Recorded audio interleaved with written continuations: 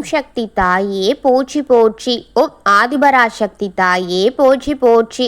என் அன்பு குழந்தையே, இந்த மங்களகரமான தினத்தில் உனது பிரச்சனைகளை எல்லாம் தீர்த்து நீ கேட்ட வரங்களை உனக்கு அள்ளித்தர உன் தாய் ஆதிபராசக்தி வந்திருக்கின்றேன். இந்த பதிவை முழுமையாக கேள் என் தங்கமே.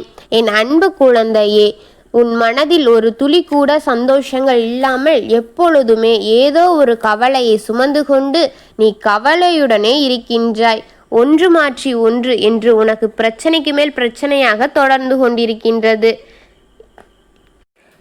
இந்த துன்பங்களிலிருந்து எல்லாம் எனக்கு விடுதலை கிடைக்காதா? நானும் மற்றவர்களைப் போல் சிரித்து வாழ மாட்டேனா என்று நீ என்னிடம் முறையிட்டு ஏங்கி தவித்து கொண்டிருக்கின்றாய். நீயும் கூட என்னிடம் வந்து வழிபாடுகளை செய்து நீ திருப்தியாக சென்றாலும் அது உன் வீடு வரைக்கும் கூட உன்னால் அது அனுபவிக்க முடியாத அளவிற்கு ஆகிவிட்டது. மீண்டும் கவலைகளை உன் மனதில் வந்து விடுகின்றது. உன்னை சுற்றி இருப்பவர்கள் மகிழ்ச்சியாகவும் சந்தோஷமாகவும் இருந்தால் கூட நீ கவலையோடு தான் இருக்கின்றாய். தோல்விகளையும் கஷ்டங்களையும் கண்டு ஒளிந்து கொண்டிருக்கின்றாய். உன் அம்மாவாக என்னை ஏற்றுக்கொண்டு வாரந்தோறும் என் ஆலயத்தின் வாசலில் வந்து என்னை வணங்கி கொண்டு செல்கின்றாய். தினந்தோறும் உன் வீட்டில் விளக்கேற்றி என்னை நினைத்து நீ பூஜித்தும் செய்கின்றாய். இன்னும் ஆனால் உன் மனதில் இருக்கும் சந்தோஷமும் கவலையும் உன் மனதை விட்டு போகவில்லை.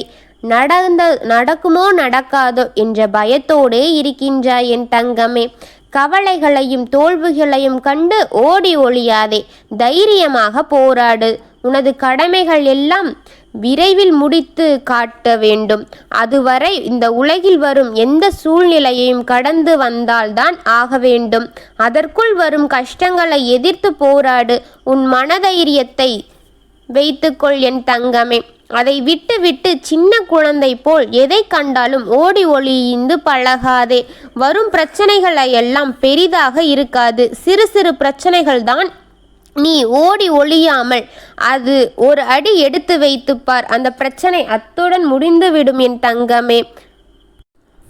இதெல்லாம் சிறிய சிறிய பிரச்சனைகள் தான். இதெல்லாம் நீ தைரியத்தை வரவைத்தாலே முடித்து கூடிய பிரச்சனைகள் தான். ஏதோ ஒன்று அல்லது சில பிரச்சனைகள் பெரிசாக இருக்கலாம். அதை உன் அம்மா நான் தீர்த்து வைக்கின்றேன். இத்தனை உறுதுணையாக நான் உன் அம்மா உனக்காக இருக்கின்றேன். பிறகு உனக்கு என்னதான் பிரச்சனை? அப்படி உன்னால் முடியாத பொழுது எல்லாம் ஓம் சக்தி தாயே, ஓம் சக்தி என்ற கூறு. என்னுடைய நாமத்தை கூறுவதற்கான பலன் உனக்கு நிச்சயமாக கிடைக்கும். என்னுடைய நாமத்திற்கு ஒரு சக்தி உண்டு. அதை நீயே புரிந்து கொள்ளப் போகின்றாய். என்னை நீ வழிபாடு செய்ய அங்கு செல்லலாமா இல்லை இங்கு செல்லலாமா என்று குழம்பிக் கொண்டிருக்கின்றாய் அல்லவா? ஆனால் நான் உன் வீட்டிலும் உன் மனதிலும் தான் குடியிருக்கின்றேன். என்னை வழிபாடு செய்பவர்கள் பலர் பெரிதாக செய்கின்றார்கள். பெரிய பூஜை செய்து என்னை ஆடம்பரமாக பூஜைகளை செய்து எனக்கு வழிபாடு செய்கிறார்கள். ஆனால் அதுபோல் உன்னால் இயலவில்லை என்று நீ வருந்தாதே என் தங்கமே. அதுபோல் செய்ய என்னிடம் காசு இல்லை என்று நீ குழம்பிக் கொண்டு இருக்கின்றாய் என் தங்கமே.